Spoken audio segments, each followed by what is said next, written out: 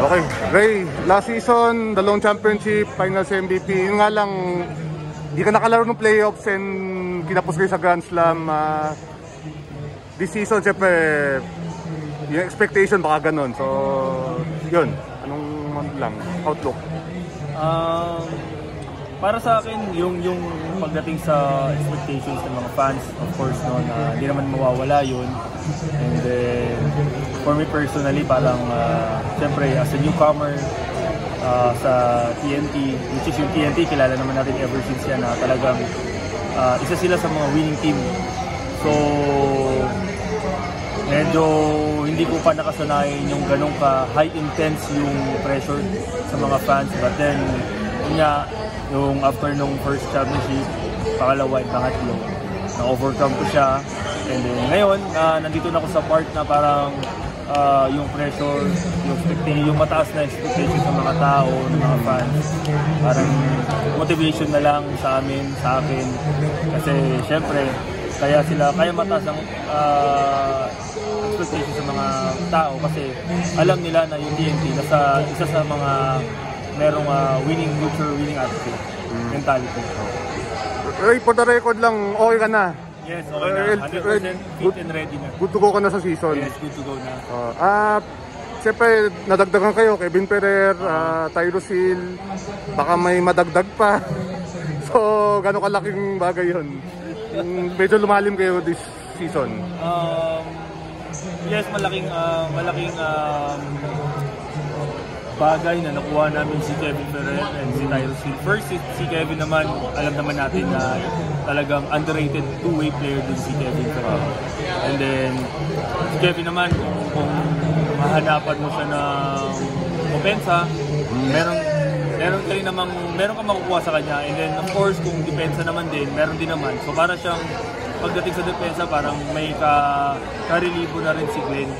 Lalo sa mga import season, and then kung sino pa yung mga go-to guys na kailangan bantayan. And then kay Tyrus naman, well, kilala naman natin siya na talagang hustle guys ni Tyrus. So para sa akin, fit din siya sa team kasi nga yung team namin, ang bread and butter namin is defense talaga. So doon kami mas nagre-rely sa defense namin.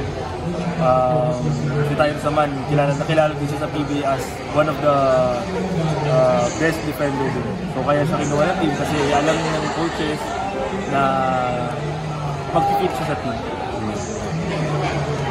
May konting hunger ba dahil Philippine Cup na hindi ka nakapaglaro ng playoffs, parang hindi ka kayo nakapag-Grand Slam, so may konting gigil ng konti na nandun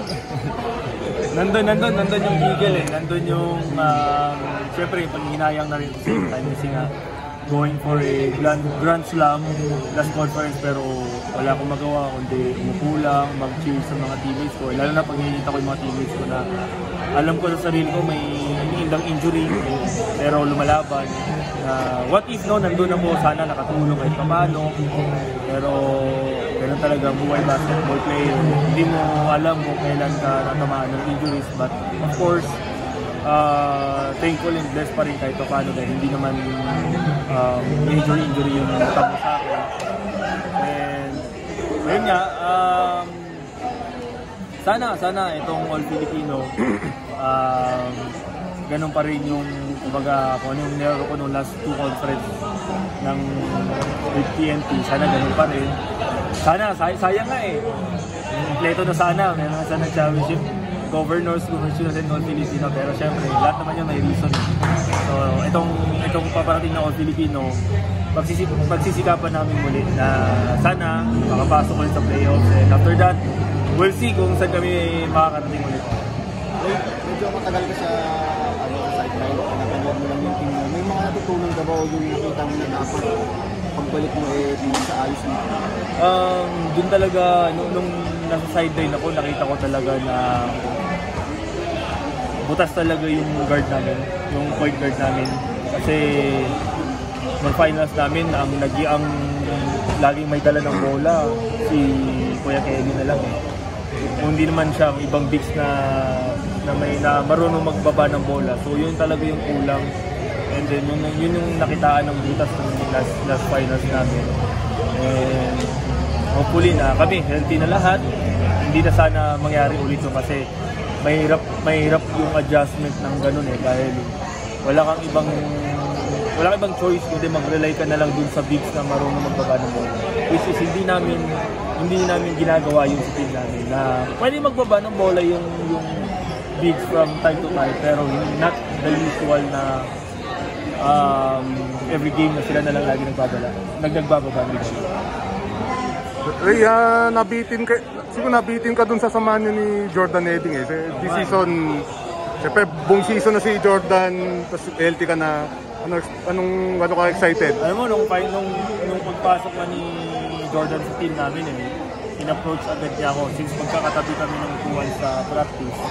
Sabi nga niya sa akin na sobrang excited nga daw niya na maging teammate ako kasi hindi na daw siya mahihirapan na magkuha ng bola kasi natural shooting guard talaga si Jordan So nung nawala kasi ako, naging point guard talaga kasi walang ibang katulong si Simon And yun nga, sabi niya sa akin na itong paparating ng season na to, excited na siya.